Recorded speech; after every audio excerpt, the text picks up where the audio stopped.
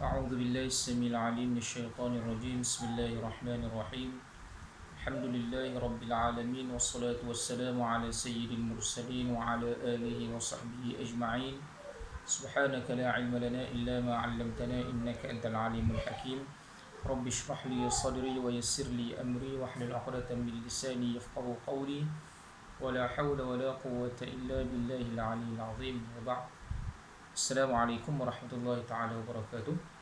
InsyaAllah di kesempatan kali ini kita akan berkongsikan sedikit melalui video ini daripada sebuah kitab yang ditulis oleh Syekh Abdul Malik bin Abdul Rahman As-Sa'di yang bertajuk Al-Bid'ah fil Mafhum Al-Islami Ad-Daqiq.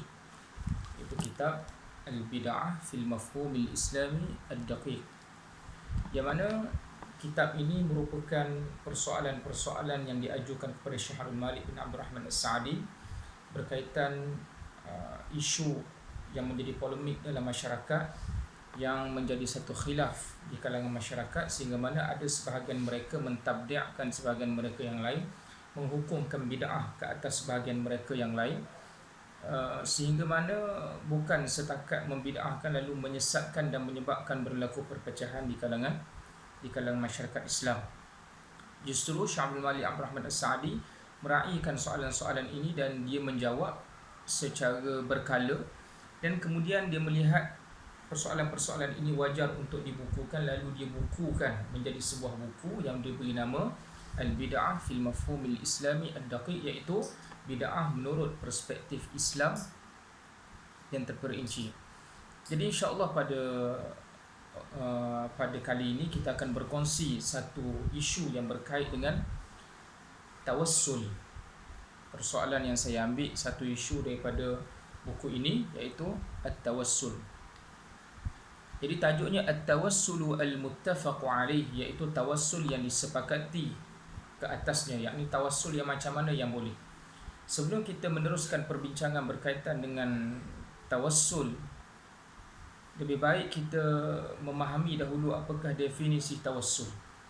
Yang pertama, tawassul ini disebut oleh Allah Subhanahu wa taala dalam Al-Quran. Perkataan wasilah disebut oleh Allah Subhanahu wa taala dalam Al-Quran yang berbunyi, A'udzu billahi minasyaitonir rajim. Bismillahirrahmanirrahim. Ya ayyuhalladzina amanu taqullaha wabtaghu ilaihi alwasilata wajahidu fi sabilihi la'allakum tuflihun. Itu pada surah Al-Maidah ayat yang ke-35, yang bermaksud, wahai orang-orang beriman, bertakwalah kamu kepada Allah Subhanahu wa taala dan carilah kamu wabtaghu ilaihi alwasilah, dan dekatkanlah diri kepada Allah Subhanahu wa taala dengan perantara. Wasilah yakni dengan maksud perantara, ataupun kita kata jalan. Dekatkanlah diri pada Allah Subhanahu wa taala dengan jalan ataupun perantara. La'allakum wabtaghu ilaihi alwasilah wajahidu fi sabilih, dan berjihadlah kamu di jalan Allah Subhanahu wa taala, la'allakum tuflihun, mudah-mudahan kamu meraih kejayaan. Jadi berdasarkan kepada ayat ini, kata Al-Imam Al-Hafiz Ibn Kathir, apakah yang dimaksudkan dengan wasilah? Kata beliau, wal wasilatu hiya allati yutawassalu biha ila tahsilil maqsud. Yang dimaksudkan dengan wasilah adalah sesuatu yang dihubungkan dengannya, ataupun sesuatu yang menjadi perantara untuk menghasilkan apa yang menjadi tujuan kita. Jadi berdasarkan kepada definisi yang diberikan oleh Al-Hafiz Ibn Kathir menerusi tafsir Al-Quran Al-Azim, kita dapat memahami definisi wasilah daripada sudut bahasa merupakan alat perhubungan. Sebagai contoh, kita daripada Pahang nak menuju ke Terengganu sebagai contoh, di sana ada jalan pantai dan di sana ada jalan highway. Lalu jalan itu dinamakan sebagai wasilah. Tempat yang kita nak tuju, Terengganu, dinamakan sebagai maksud. Maka apabila kita menggunakan jalan tersebut, perbuatan kita memilih untuk menggunakan jalan highway, atau perbuatan kita memilih untuk menggunakan jalan pantai, itu dinamakan sebagai tawassul. Diri perbuatan memilih itu dinamakan sebagai tawassul. Adapun jalan itu dinamakan sebagai wasilah ataupun istilah lainnya al-mutawassalu bih. Al-mutawassalu bih. Jadi sekarang kita dah faham apa itu wasilah. Kemudian bagaimanakah pendekatan Allah Subhanahu wa taala ajar dalam Al-Quranul Karim supaya kita memanfaatkan wasilah. Di sana ada Allah Taala sebut dalam Al-Quran, qul inzuru madza fis samawati wal ard. Allah Taala katakanlah wahai Muhammad kepada umat kamu, perhatikanlah oleh kamu madza fis samawati wal ard, apa yang berada di langit dan juga apa yang berada di bumi. Dalam ayat lain Allah Taala sebut Bismillahirrahmanirrahim, afala yanzuruna ila al-ibili kaifa khuliqat. Allah Taala kata, kamu tak tengok ke kepada unta, bagaimana diciptakan unta? Wa ila as-samai kaifa rufi'at, kamu tak tengok ke kepada langit macam mana diciptakan langit? Wa ila al-jibali kaifa nusibat, kamu tidak tengokkah kepada gunung ganam, bagaimana diciptakan gunung ganam? Maka apakah tujuan Allah Subhanahu wa taala suruh kita memerhati? Tujuan Allah Taala suruh kita memerhati supaya langit, bumi, unta dan segala benda yang berada di muka bumi ini menjadi wasilah ataupun menjadi al-mutawassalu bih, menjadi alat untuk kita sampai kepada tujuan, yakni mengenal Allah Subhanahu wa taala. Lalu apabila kita melaksanakan perbuatan memerhati, perbuatan mengkaji, perbuatan kita itu dinamakan sebagai tawassul. Tapi tawassul di sini tawassul untuk mengenal Allah Subhanahu wa taala. Maka dapatlah kita faham dalam Al-Quran ada anjuran daripada Al-Quran supaya kita bertawassul agar kita dapat kenal Allah Subhanahu wa taala, merasakan keagungan pencipta. Dan di sana ada perbuatan tawassul yang diajarkan oleh syarak, yang diajarkan oleh Al-Quran dan disebut dalam hadis dengan tujuan supaya kita memohon kepada Allah Subhanahu wa taala. Sebagai contoh Allah Taala sebut walillahil asmaul husna fad'uhu biha. Dan Allah Taala itu memiliki nama-nama yang baik, maka berdoalah kamu dengannya, yakni dengan nama tersebut. Maka di sini Allah Taala ajar juga kita tentang tawassul, perbuatan bertawassul, iaitu apa dia? Kita berdoa dengan menggunakan wasilah ataupun dengan menggunakan alternatif ataupun jalan. Apa jalannya? Dengan menggunakan nama-nama Allah Subhanahu wa taala yang maha mulia. Okey, jadi kita dah faham apa yang dimaksudkan dengan tawassul daripada sudut bahasa, apa yang dimaksudkan dengan wasilah, iaitu wasilah perantara ataupun nama lainnya al-mutawassalu bih. Tawassul itu bermaksud perbuatan menggunakan alternatif ataupun menggunakan perantara tersebut disebut sebagai tawassul. Disebut sebagai tawassul. Okey, jadi soalan yang pertama yang dikemukakan kepada Syekh Mutawalli Syekh Abdul Malik bin Abdul Rahman As-Sa'di dalam kitab ini, orang bertanya yang saya nak kongsi pada hari ini, iaitu tawassul yang disepakati oleh para ulama. Kata pengarang, as-su'alu ma huwa at-tawassulul muttafaq alaih. Orang tanya kepada beliau, apakah dia tawassul yang disepakati dalam Islam? Kata beliau, wa at-tawassulu bi asma'illahi wa sifatih. Tawassul yang pertama yang disepakati oleh semua para ulama iaitu bertawassul dengan nama Allah Subhanahu wa taala dan bertawassul dengan sifat-sifat Allah Subhanahu wa taala. Nama Allah taala sendirilah. Kemudian sifat-sifat Allah taala kita boleh dapati dalam al-asmaul husna. Allah taala bernama Ar-Rahman, Tuhan bernama Ar-Razzaq, Tuhan bernama Ar-Rahim. Yang mana nama Allah Ta'ala ini mewakili sifat Allah Subhanahu Wa Ta'ala. Berbeza dengan nama kita. Nama kita belum tentu mewakili sifat kita. Nama Jamil, belum tentu lagi dia tu comel. Nama Jamilah, belum tentu lagi dia seorang anak dara yang cantik. Nama Karim, belum tentu pemurah. Tapi nama Allah Ta'ala itu semestinya melambangkan sifat Allah Subhanahu Wa Ta'ala. Jadi tawassul yang pertama berdoa dengan nama Allah. Berdoa dengan nama Allah ataupun sifat Allah. Nak minta rezeki, kita pun lafazkan ya Rahman, ya Rahman, wahai Tuhan yang maha, ya Razzaq, ya Razzaq, wahai Tuhan yang maha pemberi rezeki, berilah rezeki kepada aku. nama Allah Ta'ala Ar-Razzaq itu menjadi wasilah. Ia adalah wasilah ataupun alat penghubung untuk kita capai kepada maksud, iaitu capai kepada permintaan terhadap Allah Subhanahu wa Ta'ala. Perbuatan kita mengangkat tangan memohon pada Allah Ta'ala, berlafaz dengan doa tersebut, kita sebut Ya Razzaq, murahkanlah rezeki aku. Perbuatan kita itu dinamakan sebagai tawassul. Itu dinamakan sebagai tawassul. Jadi tawassul pertama yang disepakati oleh para ulama yang dibolehkan dalam syarak, iaitu tawassul dengan nama Allah Subhanahu wa Ta'ala. Kemudian yang kedua, au bi salihil a'mali ka an taqul as'aluka bi salati wa sadaqati au bi ikhlasi au nahwi dhalik. Kita bertawassul dengan amal soleh, bertawassul dengan amal soleh. Jadi ini dua perkara yang dibolehkan dalam Islam. Tuan-tuan yang dimuliakan oleh Allah Subhanahu wa Ta'ala sekalian, apabila kita memerhatikan isu tawassul ni, kalau kita perhati betul, isu tawassul sebenarnya dia berkait dengan isu ibadah. Kerana dia berkait dengan perbuatan. Tawassul itu bermaksud perbuatan. Dan perbuatan, iaitu perbuatan mencari perantara ataupun penghubung untuk kita capai kepada maksud dan tujuan. Jadi bila sebut perbuatan, dia berkait dengan ibadah. Pada asalnya dia bukan berkait dengan permasalahan tauhid. Tapi kerana kadang-kadang ada orang bertawassul, dan sehingga mana perbuatan tawassul dia tadi sebahagian orang menghukumkan sebagai syirik. Menghukumkan sebagai syirik ataupun menganggap al-mutawassalu bih, sesuatu yang ditawassulkan itu sebagai benda yang boleh membawa kepada syirik. Maka dia memasukkan benda ni ke dalam bab akidah, ke dalam perbahasan akidah. Jadi itu menurut sebahagian pandangan pandangan orang lah. Kita tak bincang lagi siapa yang kata boleh, siapa kata tak boleh. Jadi sekarang ni isunya kita hanya bincang soal tawassul yang disepakati dalam Islam. Jadi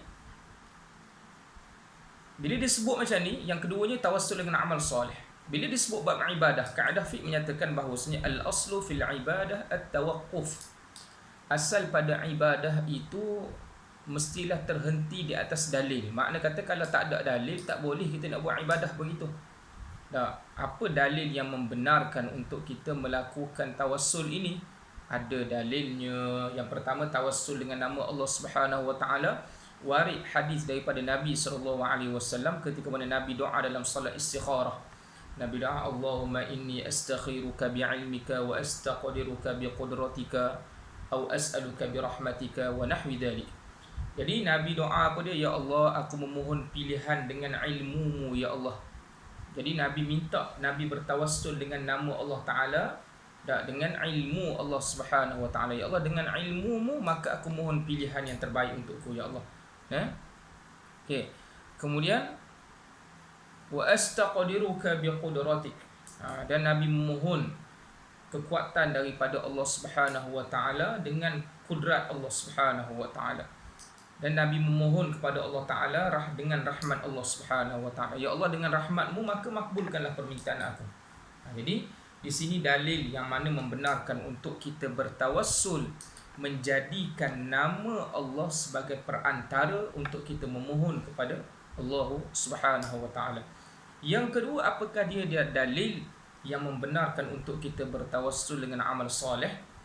Iaitu warid hadis daripada Bukhari dan juga Muslim, yang mana melalui jalur Sayyidina Abdullah bin Umar radhiyallahu anhuma, anak pada Sayyidina Umar Al-Khattab, yang mana hadis yang masyhur iaitu berkait dengan tiga orang yang mana dia berlindung di dalam sebuah gua. Dia masuk dalam gua tu untuk berlindung. Dan disebut dalam riwayat dia sebagai mengatakan berlaku hujan pada ketika tu.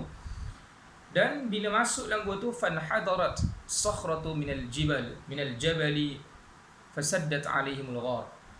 Lalu batu jatuh daripada atas bukit. Batu besar jatuh daripada atas bukit menutup mulut gua tersebut, sehingga mana tidak ada apa-apa cara untuk mereka melepaskan daripada lubang gua tersebut. Mereka terperangkap dalam gua. Lalu mereka mengatakan, la yunjikum min hadhihi as-sakhrati illa an tad'u Allah Ta'ala bi salihi a'malikum. Mereka mengatakan apa dia? Dia kata tidak ada sesuatu yang boleh menyelamatkan kamu daripada batu besar ini melainkan kamu berdoa kepada Allah Ta'ala dengan cara bertawassul dengan amal soleh kamu. Ini cerita umat terdahulu. Di antara teknik Nabi SAW dalam menyampaikan risalah Islam, Nabi membawa cerita umat-umat yang terdahulu. Risalah dakwah, Nabi bawa cerita umat terdahulu. Dan bila mereka mula memikirkan tentang nak bertawassul dengan amal soleh untuk meminta kepada Allah Subhanahu wa taala, lalu qala rajulun minhum, berkata seorang daripada mereka, Allahumma kana li abawanin Allahumma kana li abawanin shaykhani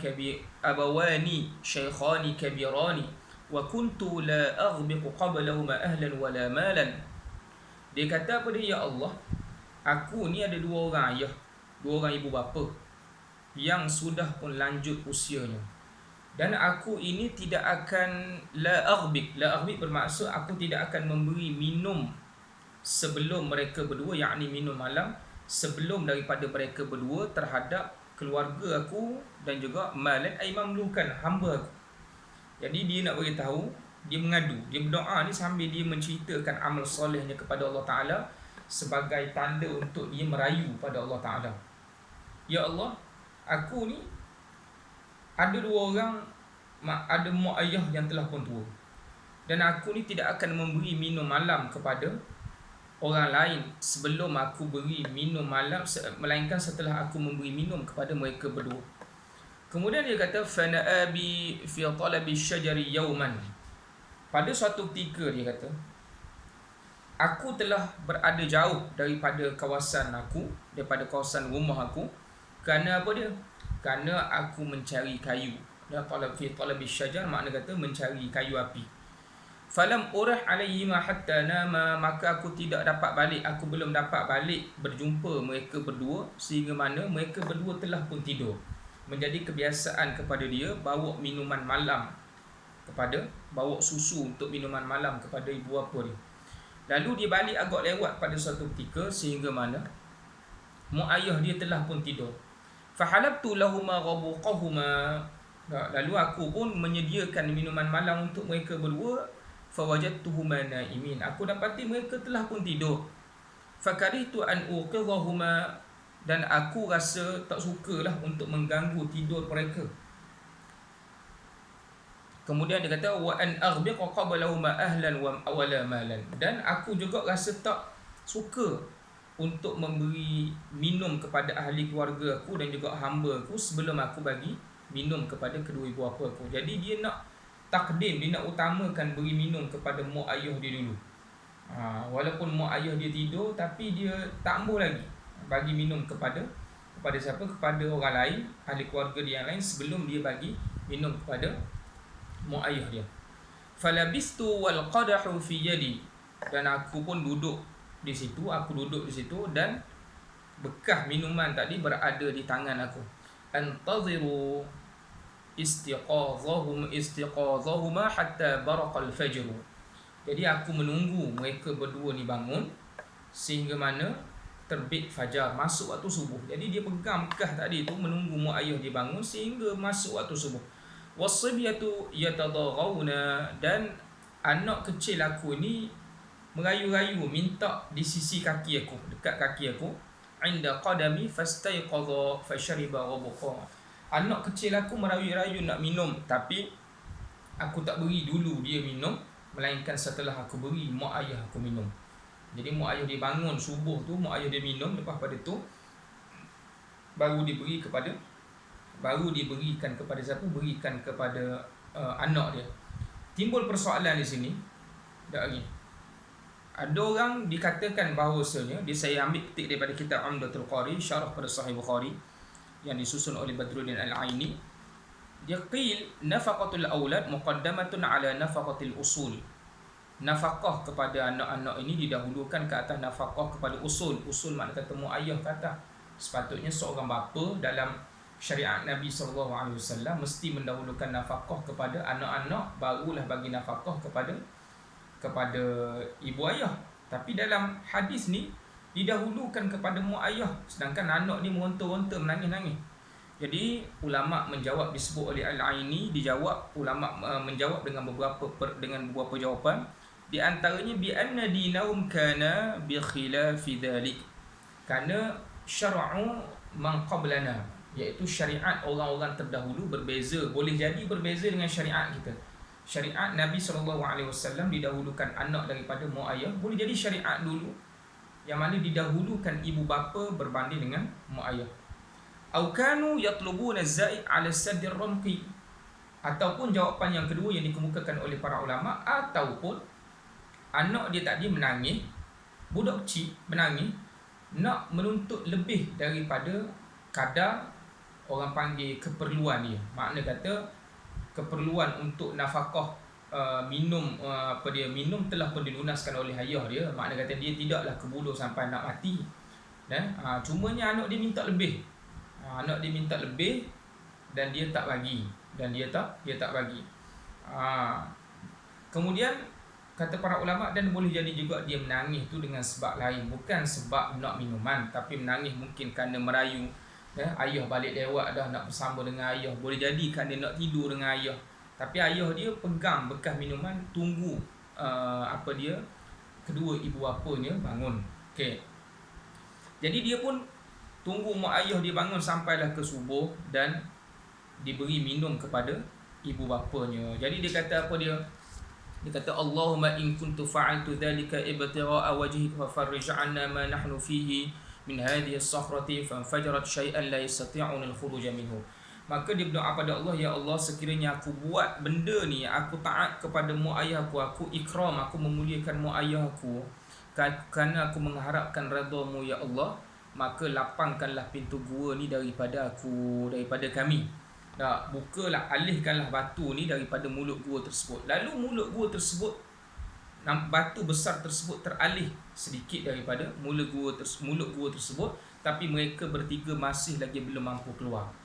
Lalu datang orang yang kedua di kalangan mereka berdoa.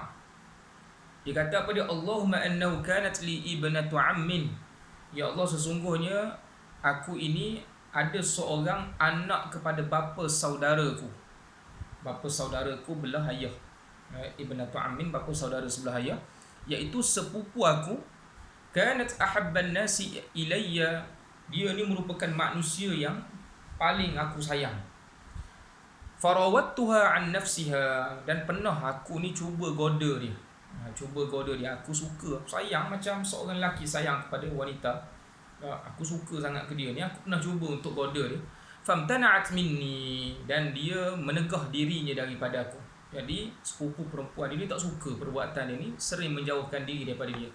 Hatta allamat biha sanatun minas sinin, sehingga mana terjadilah satu, nazalat biha sanatun min sinil qahd, iaitu terjadilah suatu tahun kemarau, berlaku tahun kemarau kepada kita katakan kebun sepupu dia tadi, sepupu perempuan ni tadi, dan menyebabkan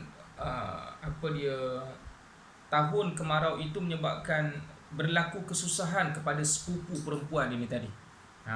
Bila mungkinlah dia ada ladang, dia ada perniagaan, bila mana berlaku tahun kemarau dan menyebabkan kesusahan menimpa sepupu perempuan dia tadi. Faja'atni, lalu dia pun datang kepada aku, sepupu perempuan dia datang kepada aku. Fa'ataituha 20 wa 100 dinar.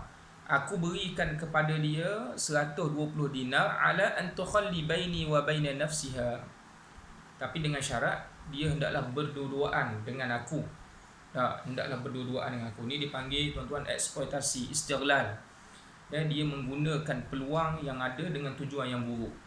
Dia tengok dia ada kesempatan, ada peluang, tapi dia ambil kesempatan yang tak molek lah pada ketika ni. Lalu sepupu perempuan dia bersetuju. Dia bayar 120 dinar untuk membantu sepupu perempuan dia, tapi dia kata dengan syarat awak mesti bersama dengan saya berdua-duaan. Makna kata nak duduk sekali lah, nak buat benda hak tak molek lah. Falamma qa'adtu baina rijlaiha, maka tatkala aku telah pun bersama dengan sepupu perempuan aku ni, aku telah duduk di antara dua kaki dia. Qalat ittaqillaha wa la tafuddal khatam. sepupu perempuan dia kata, takutlah kamu kepada Allah Ta'ala wahai sepupuku. Dan jangan engkau membuka al-khatam, jangan engkau membuka cincin melainkan dengan haknya.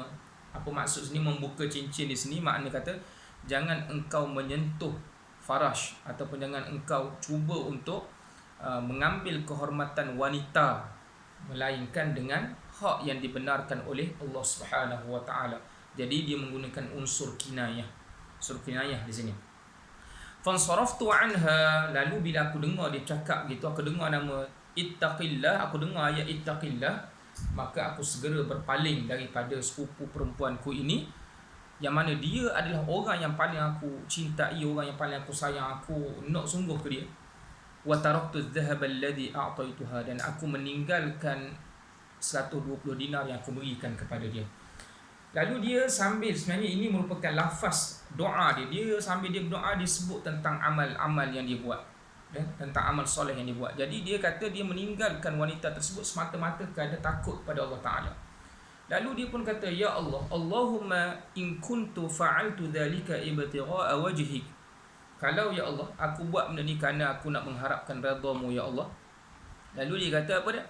Fafarrij 'anna ma nahnu fi, maka tolonglah kami untuk lapangkan pintu gua tersebut daripada batu besar ini.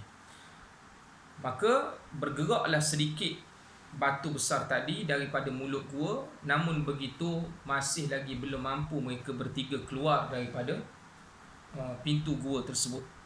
Wa qala ats-tsalitsu Allahumma istajartu ujara'a wa a'taytuhum ajrahum ghaira rajulin wahidin tarakal ladzi lahu wa dhahab. Yang mana dia seorang orang yang ketiga ni mengadu, dia berdoa pula pada Allah Ta'ala. Dia kata, ya Allah, aku ni pernah suatu ketika aku telah mengupah beberapa orang untuk buat kerja untuk aku, dan aku berikan setiap daripada mereka ni upah mereka melainkan seorang daripada mereka. Dia dah buat kerja tapi dia belum ambil upah dia. Dia meninggalkan tempat kerjanya begitu sahaja tanpa dia ambil upah dia. Lalu aku ambil duit dia ni, upah dia ni, sebenarnya upah dia jadi wajib bagi, sebab orang panggil akad ni adalah akad ijarah. Akad ijarah ni ataupun akad orang panggil upah lah, sebab dia dah buat kerja dah. Lalu duit dia tak ambil, tapi duit ni hakikatnya adalah milik orang yang bekerja. Sebab dia tidak memfasahkan pun, dia tidak kata duit tadi saya tak payah bayarlah ke saya. Dia tak kata macam tu, tak payah bayarlah ke saya kira buat kerja atas dasar charity ataupun kebajikan. Tak, memang asalnya adalah akad upah, akad ijarah. Lalu bila mana laki tadi pergi begitu sahaja, pemilik apa dia tukang beri upah ni tadi, dia kata apa dia, fathammartu ajrahu, lalu aku pun mengembangkan duit upah tadi yang sepatutnya aku bagi kepada dia, tapi dia dah pergi entah mana. Jadi aku tolong kembangkan bahagian duit dia ni tadi, hatta kathurat, sehingga mana duit dia berkembang biak. Yang mana mungkinlah dia beli apa dia beli unta, dia beli dengan duit upah tadi, dia tolong beli kambing, dia beli binatang, dan binatang tu berkembang biak. Jadi dia sebut sini hatta kathurat fihi al-amwal, sehingga mana berkembang biak harta. Faja'ani ba'da hin, maka datanglah lelaki itu kepada aku pada suatu ketika. Tiba-tiba mari. Orang tadi mari. Faqala ya Abdullah addi ilayya ajri. Dia kata, wahai hamba Allah, wahai Abdullah, wahai tuan, tolong bagi upah aku yang dulu tu. Yang aku tak ambil lagi, tolong bagi upah aku. Faqultu kullu ma tara min ajrik min al-ibil wal baqar wal ghanami wal raqiq. Dia kata, semua ni hak mu tengok depan matamu ni, daripada lembunya, untanya, binatang ternakan dan juga hamba ni, semua milik kamu. Faqala, lalu kata pekerja ni tadi, dia kata, ya Abdullah la tastahzi'u bi. Dia kata, wahai Abdullah, wahai tuan, dia kata, janganlah kamu ni mempersendakan aku cuma minta upah aku, yang duduk depan aku ni bukan harta aku banyak-banyak ni. Dia merasakan seolah-olah tuan ladang tu tadi macam mempermainkan dia. Faqultu, lalu dia kata apa dia? Orang yang berdoa ni, yang tuan ladang ni, dia kata yang berdoa, yang tengah berdoa, dia kata apa dia? La astahzi'u bika, aku bukan nak mempermain, nak mempersendakan kamu. Tak, aku cakap betul ni. Dia kata, fa akhadahu kullahu fastaqahu falam yatruk minhu syai'an. Dia kata, fa astaqahu falam yatruk minhu syai'an. Dia kata apa dia? Lalu dia yang meminta upah tadi telah ambil seluruh barang-barang yang dia kembangkan tadi, harta-harta yang dia kembangkan tadi, tak tinggal satu habuk pun. Jadi nak ceritanya dia berbuat ihsan. Dia berbuat ihsan tak, sehingga mana benda yang dikembang biak tu pun tadi pun dia ambil semuanya sekali. Lalu orang yang ketiga ni, ketika dia ni sedang berdoa mengadu pada Allah Ta'ala, dia kata, ya Allah, in kuntu fa'altu dhalika ibtigha'a wajhik, kalau aku buat benda ni, yang aku tolong kembangkan duit orang ni tadi ni, dan aku beri semua bahagian harta yang aku kembangkan kepada dia, aku buat tu kerana Allah Ta'ala, kerana-mu ya Allah, maka tolonglah alihkan batu besar yang menutup pintu gua ni. Lalu batu besar itu pun teralih sedikit lagi, yang mana menyebabkan mereka bertiga mampu keluar daripada batu besar tersebut. Jadi ini salah satu hadis yang membenarkan untuk kita bertawassul dengan hadis, dan bertawassul dengan amal soleh ketika mana kita berdoa pada Allah Ta'ala. Maksudnya apa dia? Kita menjadikan amal soleh kita menyebutkan amal soleh kita tatkala kita berdoa kepada Allah Subhanahu Wa Ta'ala. Perbuatan kita menyebut amal soleh kita tu dinamakan sebagai tawassul. Amal soleh kita tu dinamakan sebagai wasilah ataupun al-mutawassalu bih. Maka dua bentuk tawassul ini dibolehkan dalam Islam.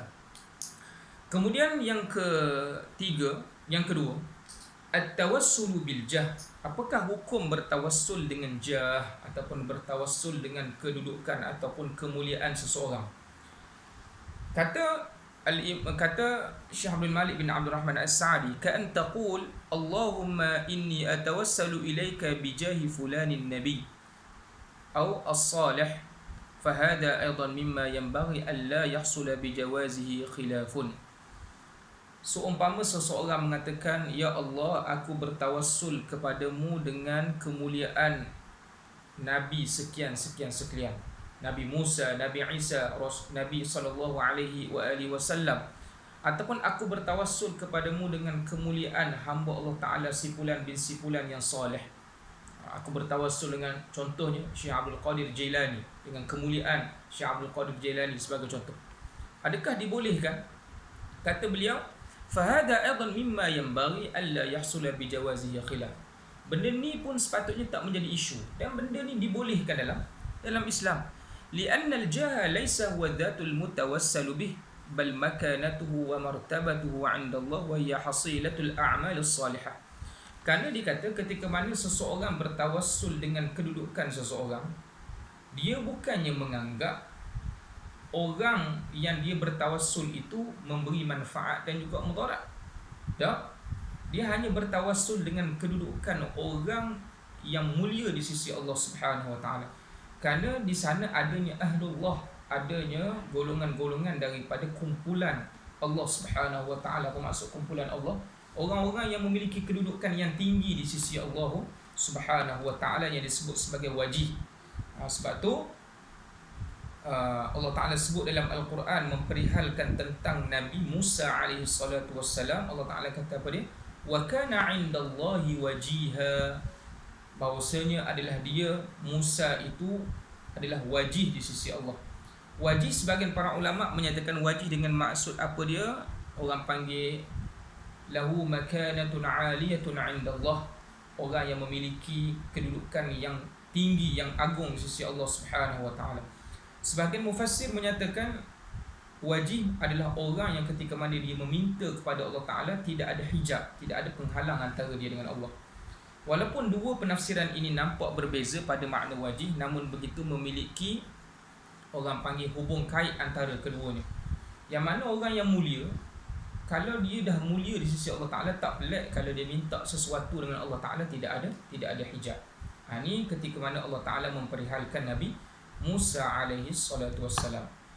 Jadi bertawassul dengan kemuliaan seseorang, tak kita menjadikan dia sebagai wasilah, maka itu dibolehkan dalam Islam, kerana kita tidak menganggap al-mutawassalu bih, orang yang kita tawassulkan itu sebagai pemberi manfaat dan juga mudarat. Ini tidak ada dalam i'tiqad Ahlussunnah wal Jamaah.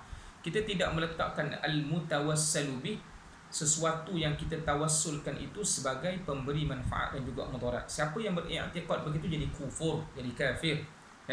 Tetapi kita bertawassul kerana apa dia? Tabarrukan, mengambil barakah. Kerana kedudukan dia mulia di sisi Allah. Mudah-mudahan dengan asbab bertawassul dengan orang yang mulia, menyebabkan urusan kita dipermudahkan oleh Allah Subhanahu wa taala. Begitu juga dengan Nabi Isa AS, kata Allah Taala, wajihan fid dunya wal akhirah. Isa itu adalah wajih, adalah orang yang mulia di dunia dan juga di akhirat.